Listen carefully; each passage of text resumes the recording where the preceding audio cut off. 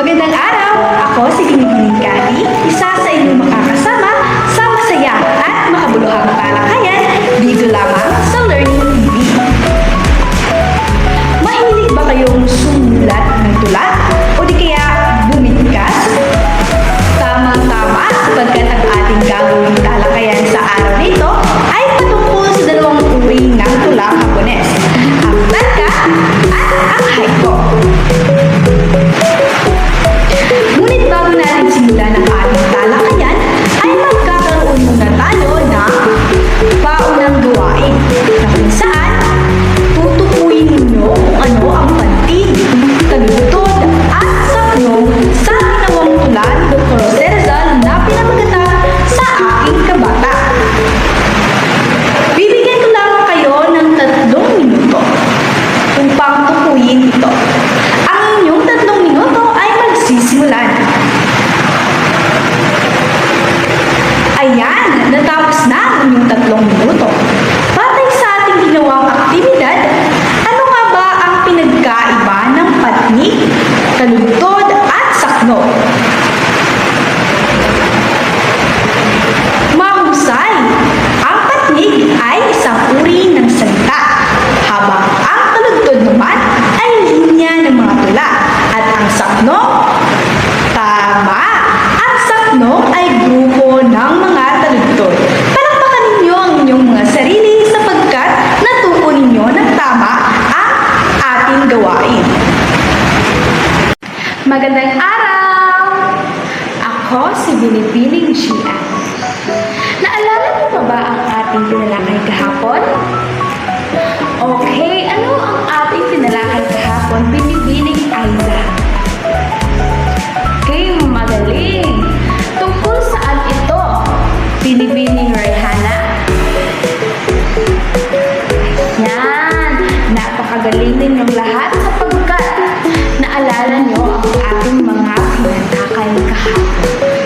At dahil dyan, sa puntong ito, magkakaroon tayo ng gawain. Yan! Ang gawain natin ngayon ay tinatawag kong hula ko, araw mo. Ang mangyayari ay meron akong ipapakita sa inyong mga tula sa harapan. At gamit ang ating randomizer, pipili ako kung sino ang sasagot sa harapan. Bibilangin nyo ito kung ilang pantig ang nasa ating tula.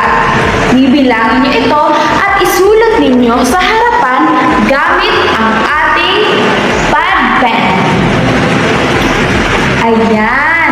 Naintindihan niyo ba ang ating panuto? Magaling! Sisimulan na natin. Narito ang unang tula.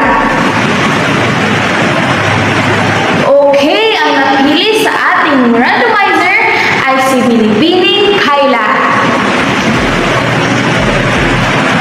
Ayan! Napakagaling ni Binibining Kayla. Para naman sa ating susunod na tula, ikaw ang sasagot. Ayan! Binibining Norika. Narito ang pad pen at isulat ito sa harapan. Ayan!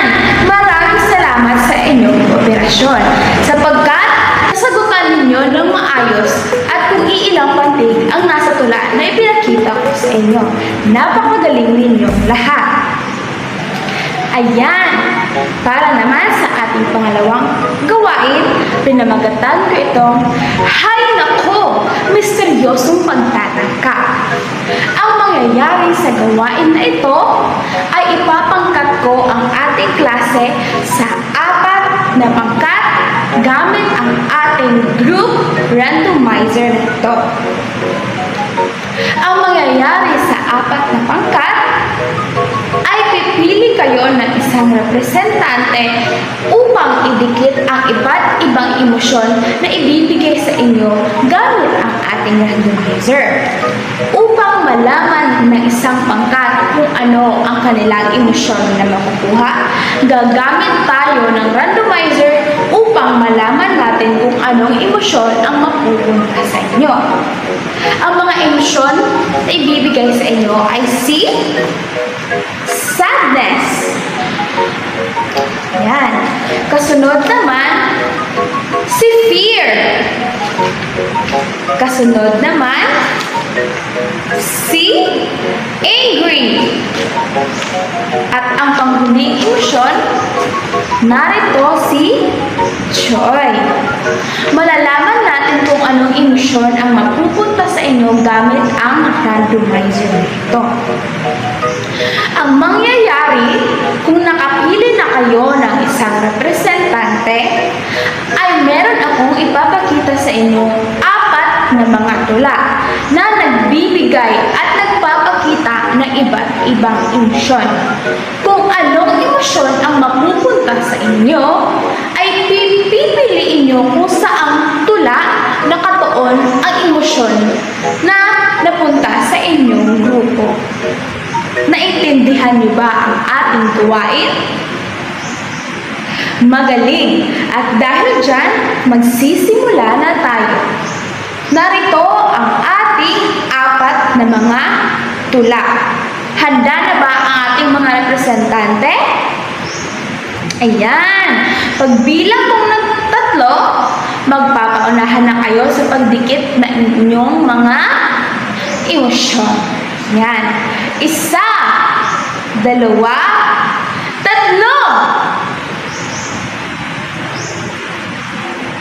Magaling! Sapagkat naidikit nyo ng maayos ang inyong mga emosyon. Maraming salamat sa inyong kooperasyon at makinig ng mabuti sa ating diskusyon ngayong araw. Yan, natapos ng ating ginawang gawain. Muli, magandang araw. Ako si Binibini Desiree B. Alejandro. At dahil natapos ang ating ginawang aktibidad, ay magbibigay ako ng mga karagdagang katanungan kung ano ang inyong naobserbahan o napansin sa ating ginawang gawain. Sa pamamagitan ng randomizer, ay maghahanap ako ng mag-aaral na sasagot sa aking mga katanungan. Naunawaan ba? Yan. Binibini Kayla, ikaw ang napili sa ating randomizer at narito ang iyong mga katanungan. Pakibasa, ano ang iyong naobserbahan sa mga tula na ibibigay?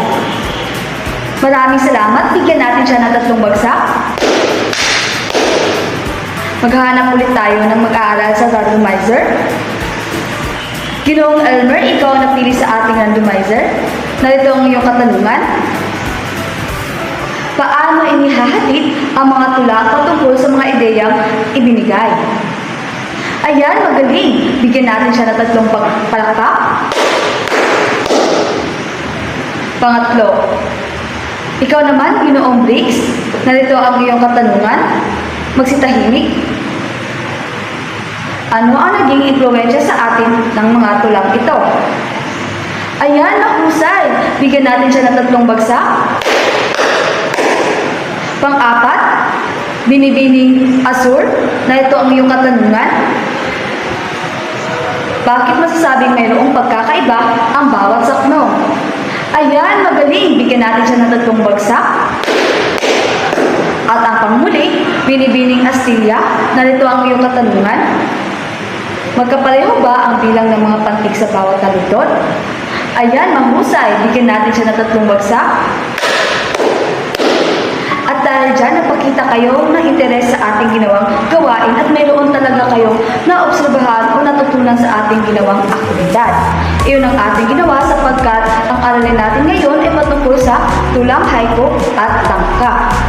Pag sinasabi nating tangka, ito ay binubuo ng 5 taludtod na may 31 na pantig. Ang kadalasang paksa naman nito ay tumutukoy sa nararamdaman o emosyon ng isang tao. Maaaring maging pag-ibig o kabiguan sa pag-ibig. Samantala ang haiku ay binubuo naman ito ng 3 taludtod na may 17 pantig na kabuuan. Ang kadalasang paksa naman nito ay tumutukoy sa kalikasan at pag-ibig. Ang tangka at haiku ay anong tula sa panitikan ng mga Hapon. Ang tangka ay umusbong noong ika-8 siglo, samantala ang haiku ay umusbong noong ika-15 siglo. Naunawaan ba? Mga katanungan, At kung wala, ay hindi natin magagawa ang isang tula kung hindi natin alam kung kailan tayo hihinto o magpapatuloy sa ating pagsasalita. Kaya mayroon tayong antala o hinto. Ito ay isang uri ng suprasigmental kung saan pinapayagan tayo na alamin kung kailan tayo hihinto, magpapatuloy sa ating pagsasalita. Ito ay may tatlong bahagi. At tatlong bahagi nito ay tuwid, dalawang guhit na pahilis, at bitling. Naunawaan ba? Mga katanungan. Kung wala, ay umupo ng maayos, ihanda ang iyong mga sarili para sa panibagong kasanayan at kaalaman na harapin ninyo ngayong araw. Ngayon ay natapos na tayo sa paksa ng aking tinalakay. Ngayon ay magkakaroon tayo ng gawain at tinatawag nating i-Canva mo. Sa kaparehong pangkat, kayo ay gagawa ng tangka at haiku na may tig-iisang sakno batay sa nakuha nyo sa randomizer. Sa paggawa ng sakno, kayo ay maghahanap ng issue sa paksa at suportahan ito ng solusyon. Ibigkas ang tula na may antala at ito o damdamin sa loob ng 2 minuto. Naintindihan niyo ba? Kailangan ang bawat pangkat ay may Canva sa kanilang mga cellphone para doon nyo ilagay ang inyong ginawang tangka at haiku. Ipasa nyo ang inyong link sa GC natin upang ang mga pangkat ay doon na lang i-edit sa kanilang ginawang tangka at haiku para madali nating mag-project sa ating projector. Naintindihan nyo ba? Bibigyan ko lamang kayo ng 10 minuto para gawin ang ating gawain. Tapos na ba ang lahat? Pangkat una, maaari nyo na i-project ang inyong ginawang tangka at haiku. Magaling ang pangkat una. Pangkat pangalawa. Magaling. Pangkat tatlo. Ang galing nyo na. Pangkat apat. Sobrang galing. Ngayon ay kayo ay magagaling na talaga no, sa paggawa ng tangka at haiku. Ngayon ay magkakaroon tayo ng pagsusulit upang sukatin ang inyong mga natutunan. Kung may natutunan ba talaga kayo sa ating paksang hinalakay. Naintindihan nyo ba? Okay, maghanda ng isang kapat na papel at ballpen. Bigyan ng espasyo ang inyong mga upuan para maiwasan ang pangungopya. Handa na ba ang lahat? Ito ang panuto. Basahin nyo ng tahimik lamang. Tapos na ba? Ito ang unang katanungan. Pangalawang katanungan. Pangatlong katanungan. Pang-apat na katanungan. Pang-limang katanungan. Tapos na ba? Itaas na ang mga papel at magpalitan kayo sa inyong katabi dahil tayo ay magwawasto. Tapos na ba? Okay, ito ang ating sagot. Sino nakakuha ng mataas na marka? Magaling, dahil halos lahat kayo ay nakakuha ng malaking marka. Okay, ipasa ang papel sa harapan ng tahimik lamang at huwag nang tumayo. Maraming salamat. Ako na ang magmamarka nito.